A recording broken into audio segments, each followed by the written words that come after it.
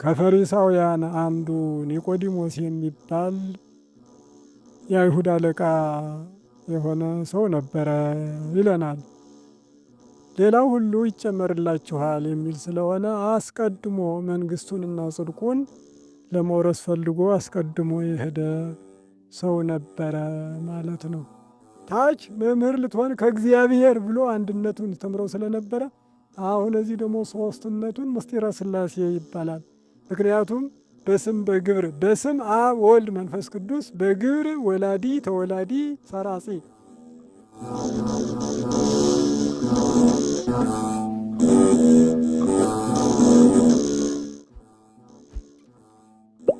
በስም አብ ወልድ ወመንፈስ ቅዱስ አሐዱ አምላክ በቅድስት ሥላሴ ዘአምን ወትመሐፀን በልዩ ሦስትነት አንድ አምላክ በሚሆኑ በአብ በወልድ በመንፈስ ቅዱስ ስም አምኜና ተማጽኜ ክህደት ከሰይጣን በቅድመ ዛቲም የቅድስት ቤተ ክርስቲያን በዚች በቅድስት እናቴ ቤተ ክርስቲያን ፊት ለፊት ሆኜ አንተ ሰይጣን እክድሃለሁ እንተ ይእቲ ስምየ የማርያም ጽዮን ለዓለመ ዓለም። ለዚሁም ምስክር የዓለሙ ዓለም ጌታ እናት የሆነችው ጽዮን ማርያም ናት። እግዚአብሔር አምላካችን በሰማይ በመላእክት የሚመሰገን ፀሐይ ወጥቶ እስከሚጠልቅበት ድረስ ስሙ የተመሰገነ ይሁን። የእግዚአብሔር ሰላምታ ይድረስላችሁ። እንደምን ሰነበታችሁ? እግዚአብሔር አምላካችን ይክበር ይመስገን። እንግዲህ ዛሬ የምንናገረው ኒቆዲሞስ በሚል ይሆናል። ኒቆዲሞስ የዐቢይ ጾም 7ኛ ሳምንት የምንማማረው በዚሁ ኒቆዲሞስ የሚለው ነው። የዮሐንስ ወንጌል ምዕራፍ 3 ቁጥር 1 መነሻ እናደርጋለን። ወሀሎ አሐዱ ብእሲ ዘስሙ ኒቆዲሞስ እምፈሪሳውያን መልአኮሙ ለአይሁድ። ከፈሪሳውያን አንዱ ኒቆዲሞስ የሚባል የአይሁድ አለቃ የሆነ ሰው ነበረ ይለናል። የአይሁድ አለቃ አለ በሹመት በትምህርት በብልጽግና በላያቸው ላይ የሆነ ከፈሪሳውያን አንዱ ኒቆዲሞስ የሚባል ሰው። ኒቆዲሞስ ማለት አሸናፊ እንዲሁም ደግሞ ማሸነፍ ማለት ነው እና ቅጽል ስሙ ፈሪሳዊ ይባላል። የፋርስ ልጆች በነገድ ሲጠሩ ፈሪሳውያን ተብሏል። ከነዚያ አንዱ ማለት ነው። ፈሪሳዊ ኒቆዲሞስ ይለዋል። ምሁረ ኦሪት ነው። የተማረውም ከመምህር ገማልያል ነው። ከመምህር ገማልያል የተማረ ምሁረ ኦሪት ብሉይ ኪዳንን እያስተማረ ሐዲስ ኪዳንን የተማረ ሰው ነው። ይኸውም ታሪኩን ሲያመጣ ዮሐንስ 3:3 ላይ ዘሆረ ሀቤሁ ለእግዚእ ኢየሱስ ቀዲሙ ሌሊተ ይላል። አስቀድሞ ሌሊት ወደ ጌታ ኢየሱስ የሄደው ነው ይላል። ቀዲሙ አለ ከማመን በፊት አስቀድሞ የሄደ ለግንዘት መጣ የሚለው ነውና ወደ ግንዘት ከመሄዱ አስቀድሞ የሄደ ቀን ለመማር ከሚሄዱ ሰዎች ይልቅ አስቀድሞ ሌሊት የሄደ ብለዋል። አስቀድሞ ሌሊት የሄደ ማለት በወንጌሉ ምን የሚላል? አንትሙሰ ህሱ መቅድመ መንግስቶ ወጽድቆ ማቴዎስ 6:30 ላይ እናንተስ አስቀድማችሁ ጽድቁንና መንግስቱን ፈልጉ ይላል። ስለዚህ ሌላው ሁሉ ይጨመርላችኋል የሚል ስለሆነ አስቀድሞ መንግስቱንና ጽድቁን ለመውረስ ፈልጎ አስቀድሞ የሄደ ሰው ነበረ ማለት ነው።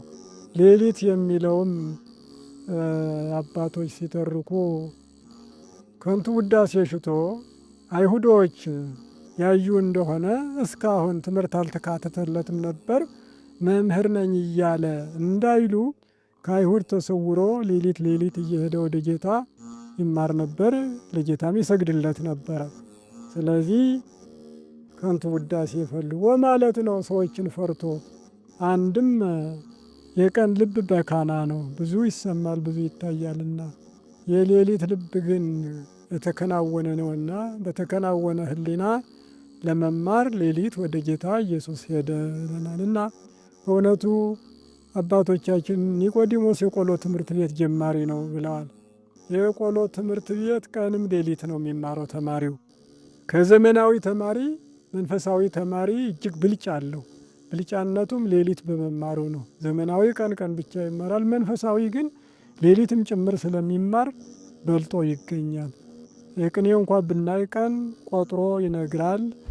በጣም የለየም ከሆነ ያስቀጽላል፣ ያስነግራል። በዚህ አይነት ይዋላል። ማታ ግን ሁሉም በቃል ስለሆነ ግሱ በቃል ይወርዳል፣ ዘረፋውን በቃል ይዘረፋል። በዜማም በሆነ እንደዚሁ ቀን ዝማሬውን ያስተምራል በመጽሐፍ ዘርግቶ፣ ማታ ደግሞ መዋሲት፣ ቀን ጾመ ድጓውን፣ ማታ ምዕራፉን እንዲሁ ቀንና ማታ የሚማሩት ትምህርት ነው፣ መንፈሳዊ ማለት ነው።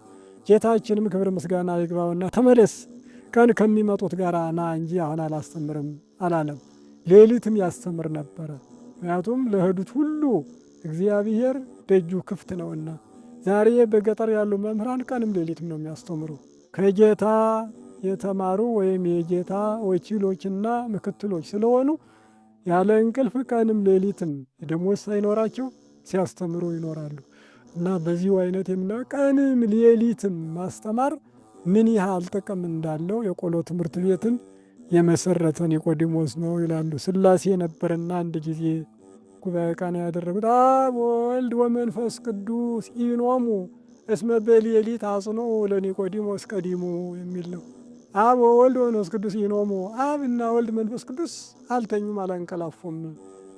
እስመ በሌሊት አጽንዑ ለኒቆዲሞስ ቀዲሙ፣ ለኒቆዲሞስ ቀዲሙና አስጠንተዋልና፣ በሌሊት አስጠንተዋልና። ሌሊት የሚያስጠና ደቀ መዝሙር እንቅልፍ ሌሊት አይተኛም ማለት የሚያስተምር። ስለዚህ አብ ወልድ መንፈስ ቅዱስ ድካም ወይም ታከት ቸልተኝነት የለ በመለኮቱ ማለት ነው እግዚአብሔር። ስለዚህ ለኒቆዲሞስ ደግሞ ሌሊት አስተማረ ቀደም ብሎ ስለሄደ። ከአንቀጸ ብርሃን ረጅሙ ቀዲሙን የሚያስጠና ሰው ሳይተኛ ያድራል። እግዚአብሔር ደግሞ ቀደም ብሎ ለሄደው ለኒቆዲሞስ ምስጢረ ጥምቀትን አስተማረ ለማለት ነው። ከዚያ እያይዞ ሄዶ ምንድን ነው ያለ? ረቢ መአምን ብከ ከመ እምኀበ እግዚአብሔር መጻእከ ከመ ትኩን መምህረ፣ መምህር ልትሆን ከእግዚአብሔር አብ ተልከህ እንደመጣ እናምናለን። መምህር ልትሆን መምህርነት ከሁሉ መቅደሙን ይነግረናል ኒቆዲሞስ። እግዚአብሔር ንግድ ወይም ደግሞ ግብርና አይደለም፣ ወይም ቅዳሴውን አይደለም፣ ማስተማሩን ነው። ከመጠምጠም ትምህርት ይቅደም የሚሉት አባቶች ስርዓት ስላለው ነው። ስለዚህ ጌታችን በኢየሱስ ክርስቶስ ለሁሉ አርአያ መሆን ስላለበት እስመ ከመ መኮንን ይሜህሮሙ አኮ ከመ ጸሐፍቶሙ፣ ለመምህራን አርአያ ለመሆን ቁሞ ያስተምር ነበረ። እንደ ባለስልጣን ይላል፣ እንደ ባለስልጣን ሆኖ ቁሞ ያስተምር ነበረ። ለምእመናንም እንዲሁ ደግሞ አርአያ ለመሆን ያጸምዖሙ ወየስአሎሙ ይላል ሉቃስ 2:46 እና ማቴዎስ 7:27 ላይ የምናገኘው። ቁጭ ብለው ደግሞ ከምእመናን ጋር ይሰማቸውና ይጠይቃቸውም ነበር ይላል። ለሁሉ አርአያ መሆን ስለሆነ መምህርነት ነዋ። መምህርነት ማለት አብነት መሆን ማለት ነው። አብ አባትነት ነው። ነት የሚለው በአማርኛ መድኃኒት ፍቱን መሆን ወይም ደግሞ በመምህርነት በአባትነት ሁሉንም ሆኖ መገኘት ማለት ነው። እና ስለዚህ አስቀድሞ መምህር ልትሆን እንደመጣ ነው ያለ እና ማስተማርን ጌታችን ጀምሮ ስለዚህ ከኔ የተማሩ አለ፣ ከእርሱ ስልማማር እንኖራለን ማለት ነው። በዚሁ አይነት እስመ አልቦ ይክል ዘንተ ተአምረ ዘአንተ ትገብር፣ አንተ የምታደርጋቸውን ታምራት ሊያደርግ የሚችል የለም። ከዚህ በፊት ከአባቶቻችን አልሰማንም፣ ወደፊትም አይመጣም አናውቅምና አንተ የምታደርጋቸው እግዚአብሔር በባሕርዩ ከሆነ ካንተ በቀር ሌላ እንዲህ የሚሰራ የለም ብሎ እግዚአብሔርን አደነቀው። ኢየሱስ ክርስቶስን አስተዋይ ሰው ነበር ማለት ነው። የተማረ ይግደለኝ የሚባለውም ለዚህ ነው። የተማረ ስለሆነ ኦሪቱን እንዴት እንዳስተዋለው ሙታንን ሲያስነሳ፣ ድውዮችን ሲፈውስ፣ ሌላ ሁሉ ሲያይ ይውላል። ግን እንዲህ ያለ ነገር የተናገረ ኒቆዲሞስ ግን አደነቀው። ኒቆዲሞስ እውነት እውነት እላችኋለሁ ከውሃና ከመንፈስ ካልተወለዳችሁ ዳግመኛ ልደት ካልተወለድክ መንግሥተ ሰማያት አትገባም አለው ኢየሱስ ክርስቶስ። እፎ ይክል ሰብ ዳግመ ተወልዶ አለው። እንዴት ሰው ዳግመኛ መወለድ ይችላል? ይክልኑ ሰብ በዊአ ወገቢአ ውስተ ከርሰ እሙ፣ ሰው እንደገና ካደገ በኋላ ወደ አባቱ አብራክ ወደ እናቱ ማህፀን ሊገባ ይችላልና ዳግም መወለድ ማለት እንዴት ነው አለው። መወለጃውን ነግሮ መወለጃው ምክንያቱን አልነገረውም ነበርና ደግሞ ያብራራለታል። ዘይተወልደ ዳግመ እማይ ወመንፈስ ቅዱስ ኢይርየያ ለመንግሥተ እግዚአብሔር። እውነት እውነት እልሃለሁ ኒቆዲሞስ ሆይ ከውሃና ከመንፈስ ካልተወለደ በቀር ወደ እግዚአብሔር መንግሥት አይገባም አለው። አሁን መወለጃው ውሃ ወይም መንፈስ እንደሆነ ነገረው ማለት ነው። ስለዚህ ኒቆዲሞስ ይህም እንኳ ባይገባው ከባድ ቅኔ ሆኖበታል። ምስጢሩን ሊያብራራ ኢየሱስ ክርስቶስ በዚሁ አያይዞ እግዚአብሔር አምላክ ምስጢረ ጥምቀትን ብቻ አይደለ 5ቱን አዕማደ ምስጢር ነግሮታል። እሱን ነው የምናየው። 5ቱ አዕማደ ምስጢር ትርጓሜው ሲያብራራ ማይ ብሎ እግዚአብሔር ወልድ፣ እመንፈስ ቅዱስ ብሎ መንፈስ ቅዱስን፣ መንግሥተ እግዚአብሔር ብሎ እግዚአብሔር አብን ይላል። ስለዚህ ሦስትነቱን ነው የነገረው። ታች መምህር ልትሆን ከእግዚአብሔር ብሎ አንድነቱን ተምረው ስለነበረ አሁን እዚህ ደግሞ ሦስትነቱን ምስጢረ ሥላሴ ይባላል። ምክንያቱም በስም በግብር በስም አብ ወልድ መንፈስ ቅዱስ፣ በግብር ወላዲ ተወላዲ ሰራጺ፣ በአካል ለአብ ፍጹም ገጽ ፍጹም መልክ ፍጹም አካል፣ ለወልድ ፍጹም ገጽ ፍጹም መልክ ፍጹም አካል፣ ለመንፈስ ቅዱስ ፍጹም ገጽ ፍጹም መልክ ፍጹም አካል ያለ መሆኑን እያንዳንዱን ሦስትነቱን ነገረው ማለት ነው። በዚህም አያይዞ ምስጢረ ሥጋዌን ነገረው። እስመ ዘተወልደ እምሥጋ ሥጋ ውእቱ ወዘተወልደ እምመንፈስ መንፈስ ውእቱ። ከሥጋ የተወለደ ሥጋ ነው፣ ከመንፈስ የተወለደ መንፈስ ነው በማለት ምስጢረ ሥጋዌን ከሥጋ ብሎ ቃል ሥጋ ኮነ የሚለውን ኢየሱስ ክርስቶስ ሰው ሆኖ እንደመጣ ከሰማይ ከአብ ያለ እናት የተወለደው በምድር ደግሞ ያለ አባት ከድንግል ማርያም ብቻ የተወለደ ናምን ክልኤተ ልደታተ የምንለው ራሱ እንዳለው የሰው ልጅም 2 ልደት አለው። ከአባት ከእናቱ ይወለዳል፣ በ40 ቀን በ80 ቀን ደግሞ ከእግዚአብሔር ይወለዳል ብሎ ምስጢረ ሥጋዌን ነገረው ማለት ነው። ከአባት ሲወለድ እንደ እንቁላል እኮ ነው፣ ድቡልቡል ነው፣ ምንም ማትረፍ አይችልም። እና በ40 ቀን በ80 ቀን ደግሞ እንዲሁ 2 እግር 2 ክንፍ ይኖረዋል ማለት ነው። መወለጃው ያ ነዋ። ስለዚህ ሀብተ ውልድና ስመ ክርስትና ያገኛል። እንደ ክንፍ ደግሞ ሥጋ ወደሙ በሮ መንግሥተ ሰማያት ገነት የሚገባበት ማለት ነው። እና ምስጢረ ሥጋዌን አስተማረው ማለት ነው።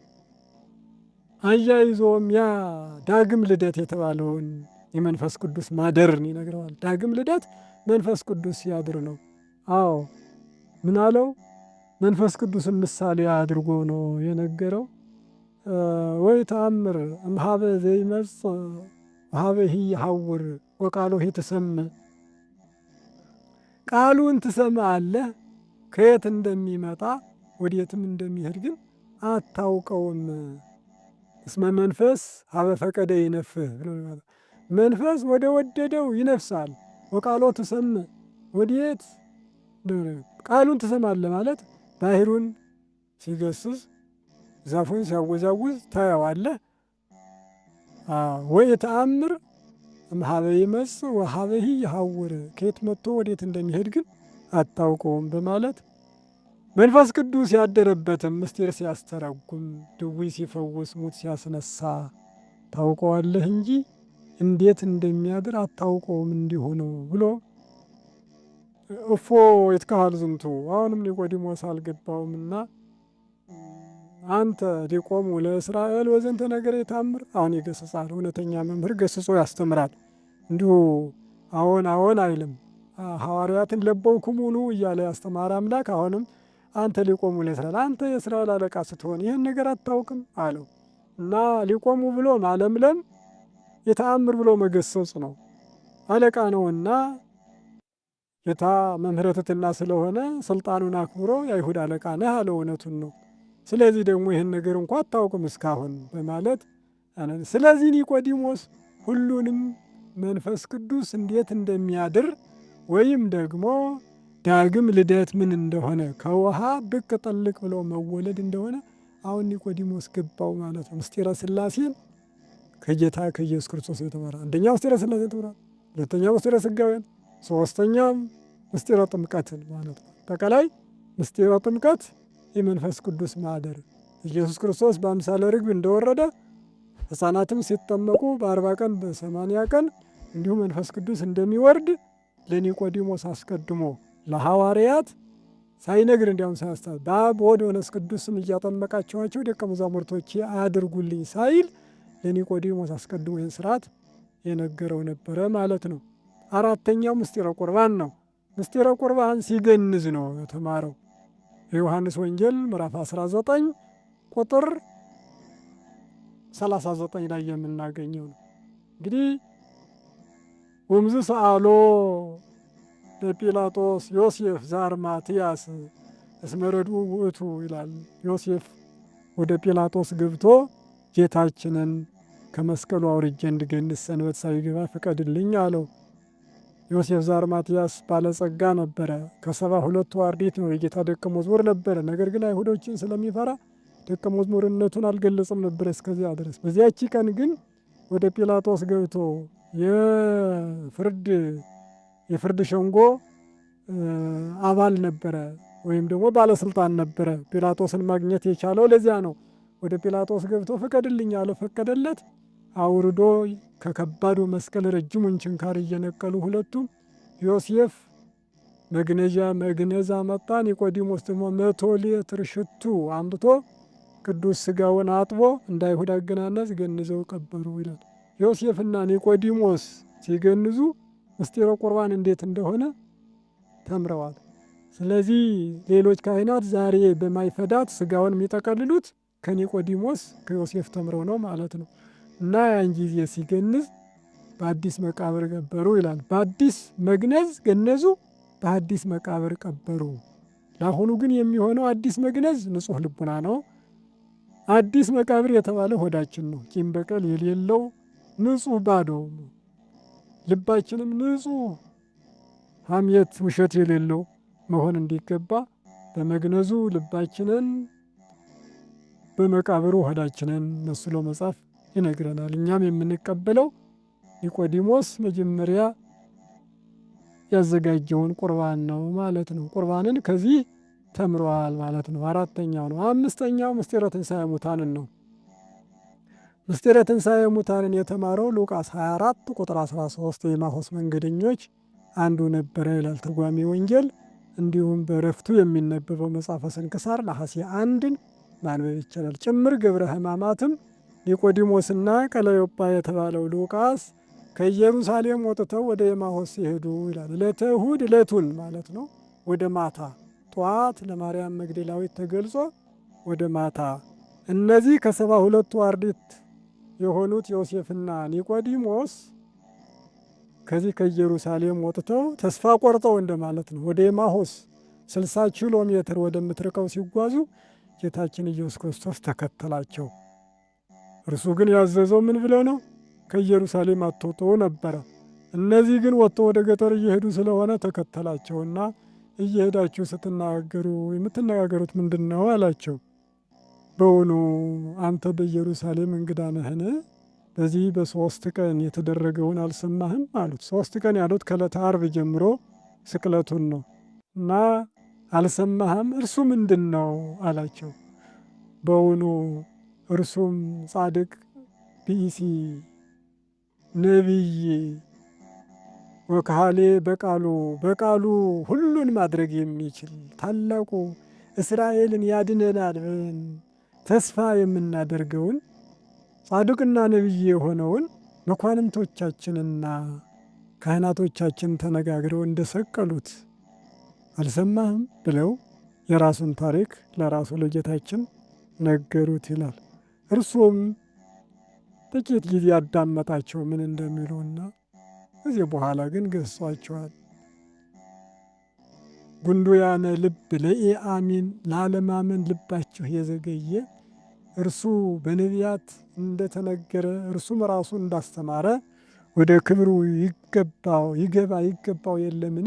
ለምን አላመናችሁም? ለማመን ልባችሁ የዘገየ እንዴት አታስተውሉም? ብሎ ከሙሴ ጀምሮ ያሉትን መጻሕፍት ተረጎመላቸው ይላል። እያንዳንዱን እየነገራቸው ወደና ኤማሁስ ሊደርሱ ሲሉ ወደ ሌላ ሚሄድ ወአኀዘ ይትረሐቆሙ ይላል። ሊርቃቸው ጀመረ ይላል። እነሱም ገላገሉት። እባክህ ግባ እስመ መሲሖ ተቆልቆለ ፀሐይ ንበር ምስሌነ፣ ከእኛ ጋር ተቀመጥ እደር፣ እነሆ መሽቷልና ፀሐይም ሊገባ አዘግዝቋልና አሉት። አብሯቸው ገባ። ገብቶ ማዕድ ቀረበ፣ ቆርሶ ሰጣቸው። ቆርሶ ሲሰጣቸው ግን ያ የተባረከው እንጀራ የተቆረሰውን ሲቀምሱ ዓይናቸው ተከፈተ ይላል። እርሱም ተሰወራቸው። ወዲያውኑ እርስ በርሳቸው ተነጋገሩ። መጻሕፍትን ሲተረጉምልን በእውነቱ ሲገልጽልን ልባችን ይቃጠል አልነበረምን? ለምን ከእግሩ ወድቀን የምንሰግድለት ጌታችን እውነት ተነስቷል ተገልጾልናል ብለው ቅዱሳት አንስት ጠዋት እንዳዩ ሥጋውን ግን እንዳላገኙ የመላእክት ራእይ አይተው እንዳወሩ ያንን ሁሉ ነግረውታል። እሱ ለጌታችን ነግረውታል። ግን ይህን ሁሉ ስነግረው እርሱ መሆኑ እንዴት አልገባንም ብለው ተጸጸቱና ሳያድሩ ወዲያውኑ ተመለሱ ነው የሚለው። ወደ ቅድስና ወደ ክብር ወደ ኢየሩሳሌም ተመለሱ። ወደ ጥፋት ነበር የሚሄዱት። ሊመልሳቸው ነው የተከተለው። ሲያስተምር ምን ብሎ ነበረ?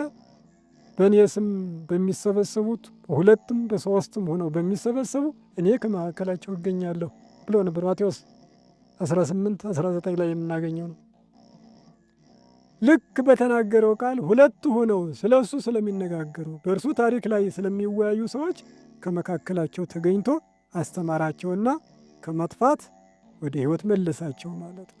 ሄደው እነሱም ወደ ኢየሩሳሌም ገብተው እውነት ነው ክርስቶስ ተነስቷል ብለው ለኢየሩሳሌም ላሉ ሐዋርያት ነገሯቸው ይለናል። እና ስለዚህ ትንሣኤ ሙታንን መጀመሪያ ምስጢረ ትንሣኤ ሙታንን የተማረ ኒቆዲሞስ ነው። መጽሐፈ ቅዳሴም በመጀመሪያው ላይ ምን ነው የሚለው?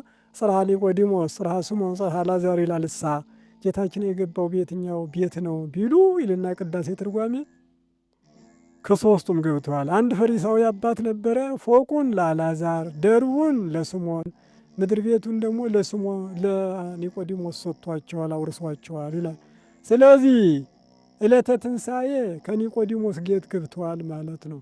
ዕለተ ረቡዕ ምክረ አይሁድ ሲፈጸም ከስምዖን ቤት ገብቶ ነበር። ማርያም ሽቱ የቀባችበት በዚያ ነው። ሐሙስ ማታ አልዓዛር ቤት ገብቶ የመጀመሪያውን መስዋዕት አድርጓል። ስለዚህ ቅዳሴው እንዳለ ጽርሐ ኒቆዲሞስ ምስጢረ ትንሣኤ ሙታንን መጀመሪያ ያየ ኒቆዲሞስ አምስቱ አዕማደ ምስጢርን ከጌታ እግር ቁጭ ብሎ የተማረ። ስለዚህ ነው ቅዱስ ያሬድ መዝሙሩ ሲጨርስ አንሳኒ በትንሣኤከ ይላል እና አንሳኒ በትንሣኤከ ትንሣኤ ሳይደርስ ለምን ትንሣኤ አለ ብንል መጀመሪያ ትንሣኤውን ያየ ኒቆዲሞስ ስለሆነ ከኒቆዲሞስ ላይ በታሪክ አስታወሰው ይላሉ አባቶች።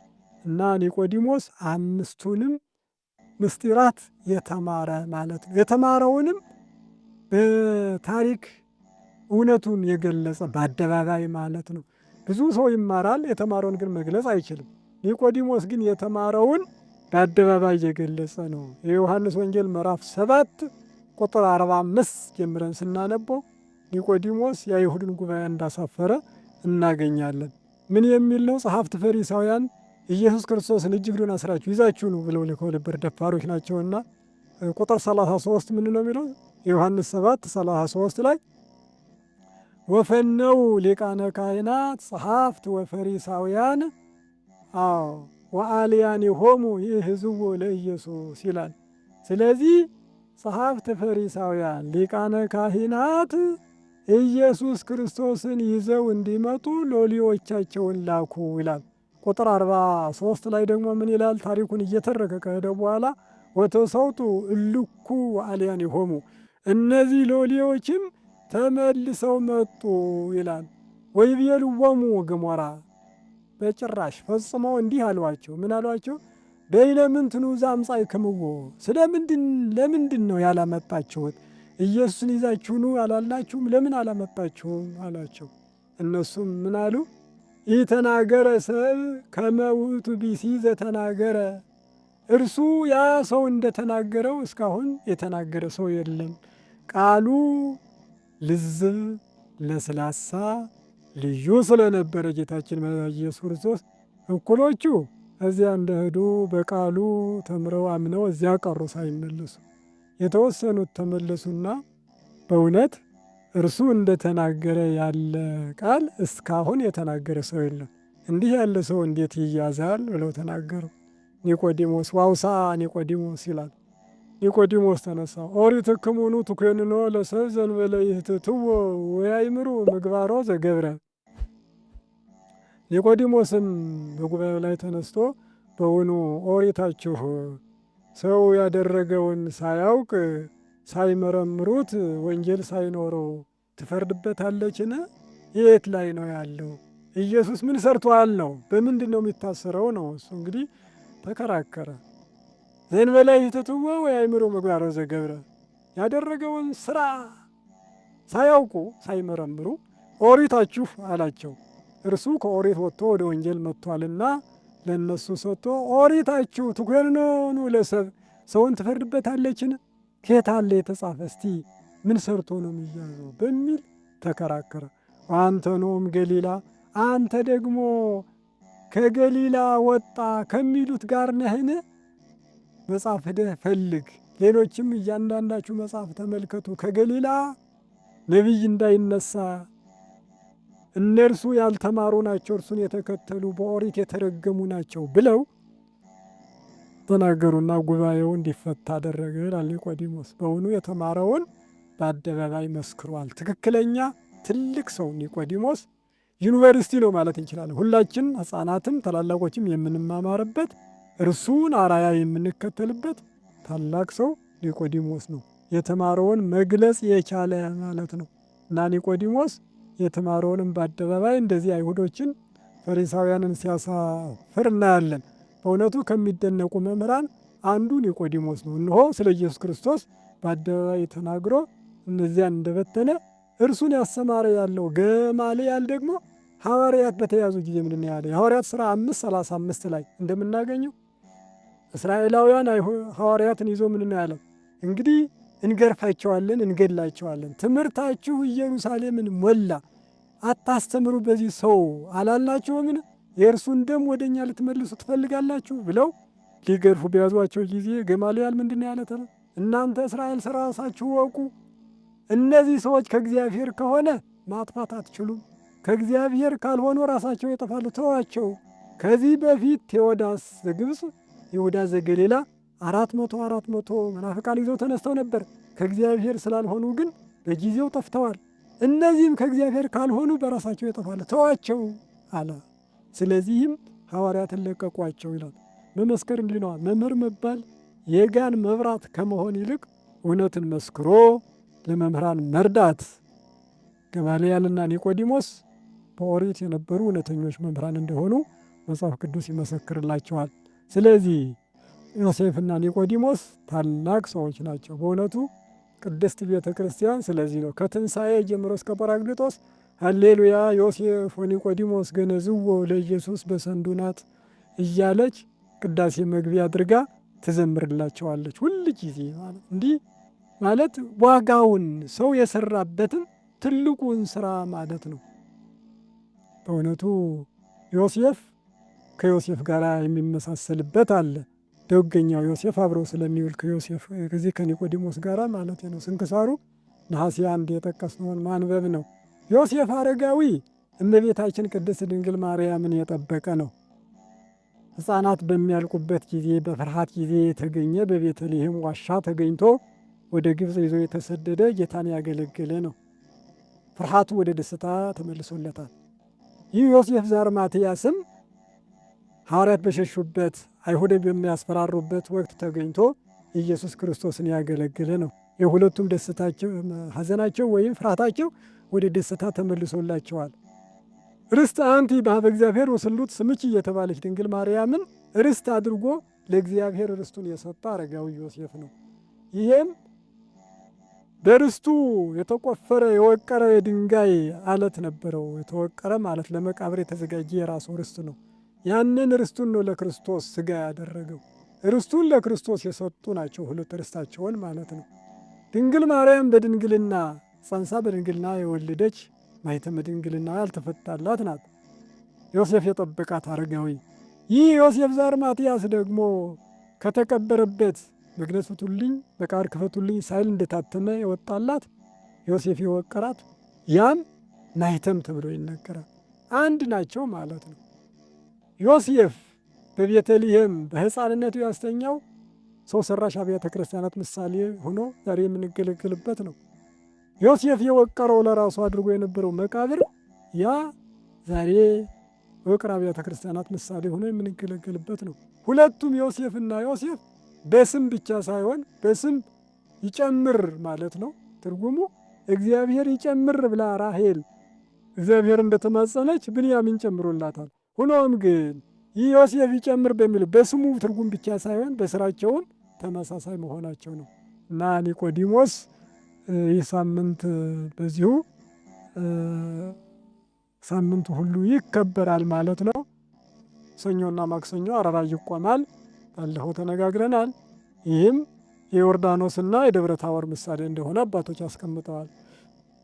በዮርዳኖስ ለዮሐንስ ሦስትነቱን ገልጿል። አብ በቃሉ ተናግረዋል። ወልድ በአካለ ሥጋ ቁሞ ታይቷል። መንፈስ ቅዱስ በአምሳለ ርግብ ወርዷል።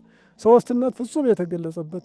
በደብረ ታቦርም ለነቢያት ለሐዋርያት አብ በቃሉ ሲናገር ወልድ በሥጋው ቁሞ እንዲሁም ደግሞ በብሩህ ደመና መንፈስ ቅዱስ ተመስሎ የተገለጸበት በሁለቱ ቀናት ብቻ ሦስትነቱ ስለተገለጸ 2 ቀን አራራይ እንዲቆም አድርጓል።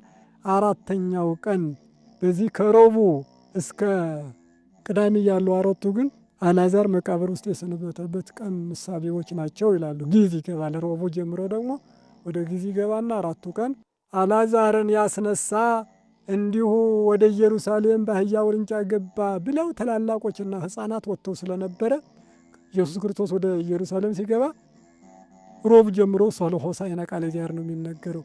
የእሁዱ ወደዚህ መጥቶ ማለት ነው። ጌታ የመጣበትን ሕፃናትም ሽማግሌዎችም ሊያዩት ተደንቀው አስከሬን እንዴት አስነሳ በሚለው ተደንቀው ብዙ ሰው ስለነበረ አራቱ ቀናት የእሱ ምሳሌ ነው ብለው ይነግሩናል። አንድ ሳህልክ ያደረኳት ነበረች እና እሷን አይተን እንዝጋ። ኒቆዲሞስ ሊቅ አስተአጸበ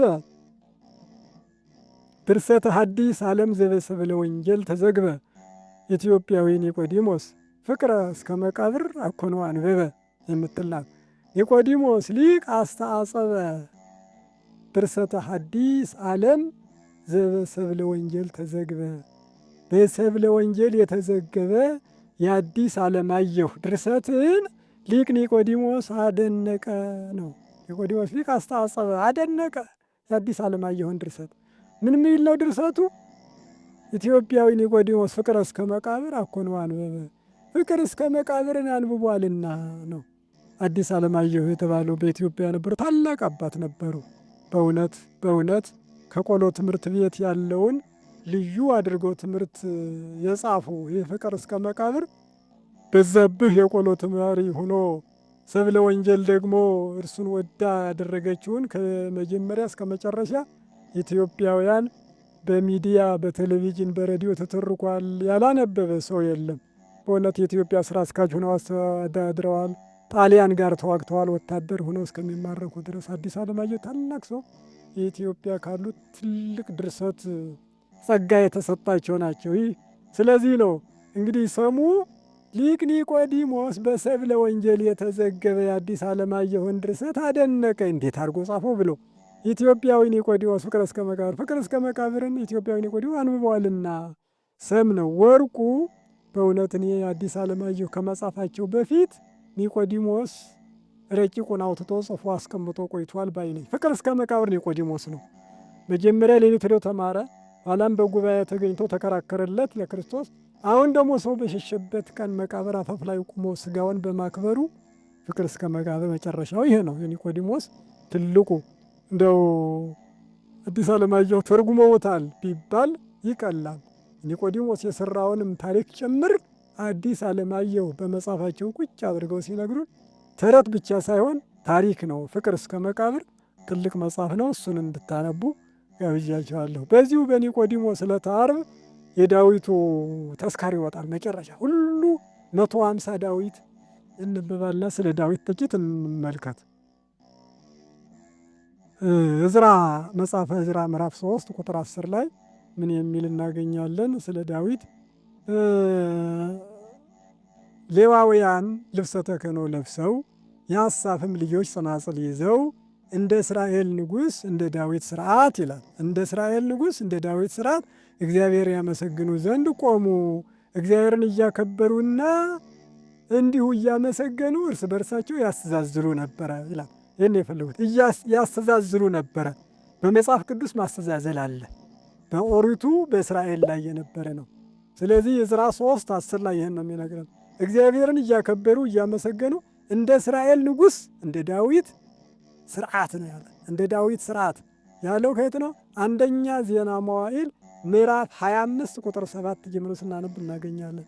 ነቢዩ ዳዊት 288 መዘምራን መድቦ 4 የበላይ ባለስልጣን ዮሴፍ፣ ቆሬ፣ ኤዶታም፣ ኤማን የተባሉ ባለስልጣናት የበላይ ጠባቂ ራሱ ሆኖ እንዳለው 288 መዘምራን 24 ሰዓት እግዚአብሔር እንዲመሰግን አድርጓል። 24 ሰዓት። በዚሁ ዜና መዋዕል ምዕራፍ 15 ቁጥር 16 ላይ ዳዊትም በዜማ ዕቃ ይላል በመሰንቆና በበገና በጸናጽልና በከበሮ እያዜሙ ሌዋውያን ድምፃቸውን ከፍ እንዲያደርጉ አዘዛቸው። እያዜሙ በመሳሪያ ሁሉ እያዜሙ በመሳሪያ ዕቃ ለዚህ በዜማ ዕቃ አለ። የዜማ ዕቃ ማን ነው ካልክ ጸናጽልና ከበሮ ነው። ከዚያም አያይዘው እያዜሙ ድምፃቸውን ከፍ እንዲያደርጉ አዘዛቸው። እግዚአብሔርን በታላቅ ምስጋና ያመሰግኑ ነበረ። ይህ ዕዝራ ነገረን ደግሞ ማስተዛዘል ያለ አንዱን መስመር በዚህ አንዱን መስመር በዚህ በየአድባራቱ ኢትዮጵያ የመላእክት ሀገር ናት። መላእክት ቅዱስ ቅዱስ ቅዱስ እያሉ እግዚአብሔርን እያመሰግነው አንዱን ቃል እንደሚያመላልሱ አንዱ መስመር በዚህ አንዱ መስመር በቀኝ በግራ እየተጠላለፈ ዳዊቱ ይዘመራል። ጠዋት ጠዋት ሁል ጊዜ የዕለቱ ዳዊት ይተዛዝናል እንዳሁኑ ስርዓት። እንደገና ደግሞ ከውዳሴ ማርያም ጋር ሙሉ ዳዊት ይደገማል፣ በድጋም ማለት ነው። በ3 ሰዓት 50፣ በ6 ሰዓት 50፣ በ9 ሰዓት 50 እንደገና ደግሞ 3 ጊዜ 50 50 150 2 ጊዜ ይዘልቃል ማለት በየቀኑ የዕለቱ ምዕዛል እንኳን ቀርቶ ማለት ዳዊት እንዲህ እያለ ይመጣና የምኩራብ ዕለተ ዓርብ የገብርኄር ዕለተ ረቡዕ ምህላ 150 ዳዊት መጀመሪያውን በማዝየም ይዘለቃል። እንደገና የኒቆዲሞስ ዕለተ ዓርብ ግን የመጨረሻው የዳዊት ተስካር ያለውም ለዚህ ነው። መጨረሻው 150 ዳዊት በንባብና በዜማ ይዘለቃል። ሌሊት 7 ሰዓት ጀምሮ እስከ ቅዳሴ ሰዓት የሚመልሰው ድረስ ዳዊት በዜማና በንባብ እስከ መጨረሻው የሚነበብበት ነው። እንግዲህ ነቢዩ ዳዊት ታውቁታላችሁ። ዳዊት ማለት ልበ አምላክ ማለት ነው። ከእግዚአብሔር ልብ ያለውን አውጥቶ ለሰዎች የሰጠ ማለት ነው። እግዚአብሔር ልቤ ብሎታል ዳዊትን፣ ወይም ህሩይ የተመረጠ ማለት ነው። ከእሴይና ከሁብልይ የተወለደው ዳዊት በእረኝነት መንግሥት እንዲሆን የተቀባው ዳዊት ኋላም ጌታችን ወልደ ዳዊት የተባለለት እመቤታችንን ስሚ ወለትየ ልጄ ብሎ የሚዘምረው ነቢዩ ዳዊት ታላቁ ለጸሎት ትልቅ ድርሻ አለው። ከ80 መጻሕፍት ለባሕቲቱ ለብቻው ለጸሎት የተመደበ ነው የሚለው። ዳዊትን ሙሉ በማንበብ እንኳን ባትችል ይላል 62ን መዝሙር 62ኛውን ጠዋት ጠዋት አንብብ ይቆጠርልሃል ይላል ፍትሐ ነገሥት። ይሄ አምላኬ አምላኬ ገዢ ሳቤከ ጸምዓት ነፍሴ ለከ የሚለው ነው። ይሄ ጠዋት ጠዋት ሁል ጊዜ በስብሐተ ነግህ ማርያም በቤተ ክርስቲያን አይቀርም። አብይ ጾም ከመጀመሪያ እስከ መጨረሻ መጀመሪያዊ ነው። አምላኬ አምላኬ ሆይ ወደ አንተ ገሰግሳለሁ በሚለው መካከሉ ላይ በጽባሕ ስማኒ ቃሌ እስመ ኮንከኒ ረዳኤ የሚላለውና በጽባሕ ጠዋት ጠዋት ድገም ይህን እያሳወስክ ይላል።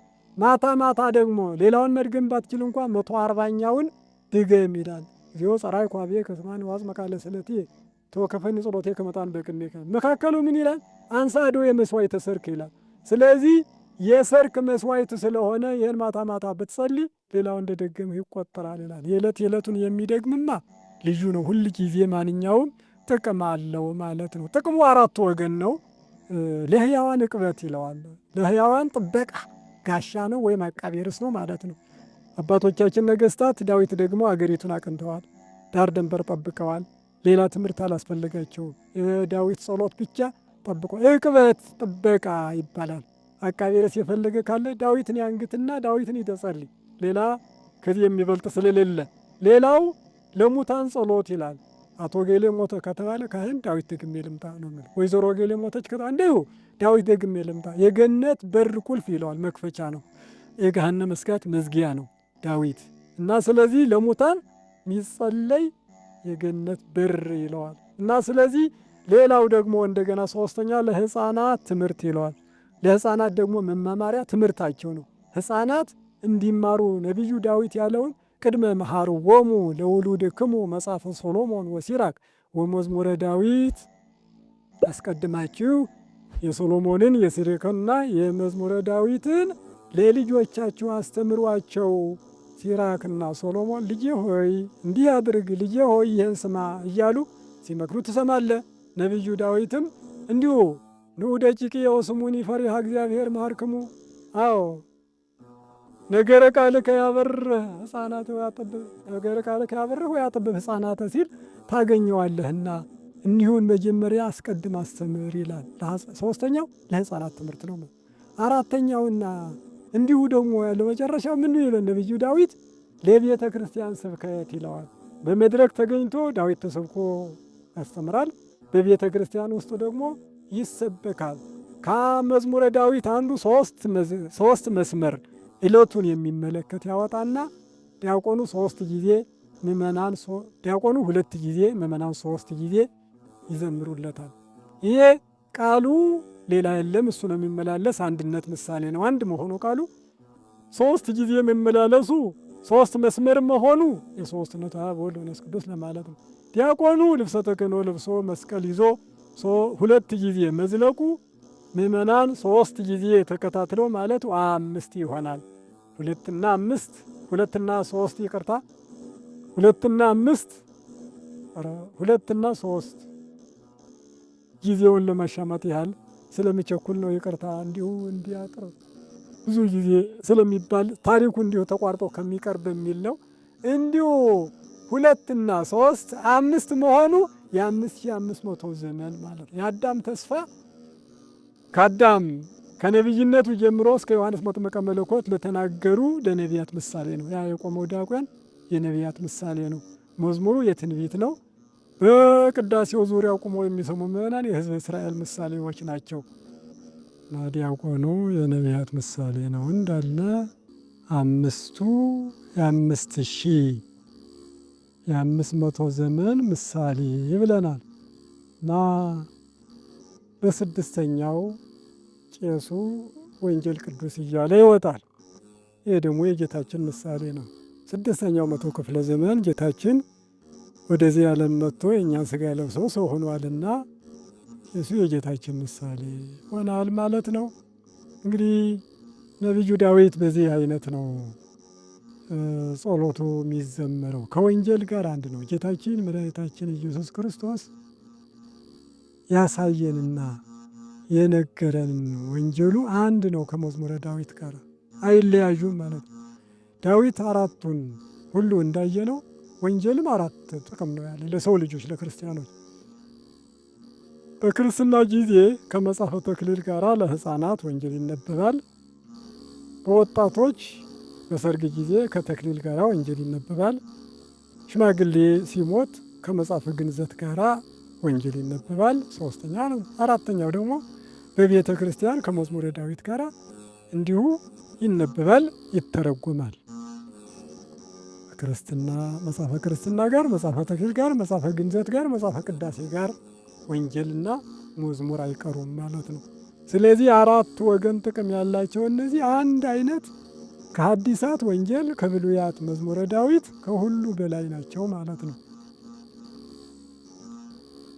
ጥቂቶችን ስምምነት ሦስትነቱን ሲናገር ዳዊት ሳይሉ ለእግዚአብሔር መላ ምድረ ወበቃለ እግዚአብሔር ጸና ሰማያት አብይ እግዚአብሔር ወአብይ ኃይሉ አልቦ ሁልቁ ለጥበቢሁ ይላል።